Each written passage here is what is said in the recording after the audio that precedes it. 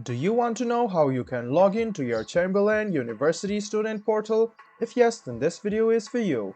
Hello and welcome to One2Step. It's your host back again with yet another interesting tutorial video. In this video, I'm going to teach you how you can log into your Chamberlain University student portal.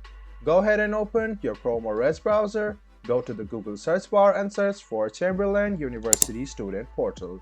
Click on the first link which appears on your screen. It will take you to the official page of Chamberlain University. Go ahead and scroll down and click Student Portal, which you can see over here. Click on this laptop looking mark and then click Student Login as you want to log in as a student. In a while, you can notice that a login portal will open up.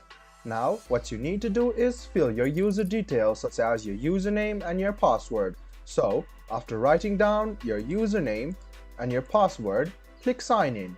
This way, you can log in to your Chamberlain University student portal. Make sure that you are already registered with Chamberlain University.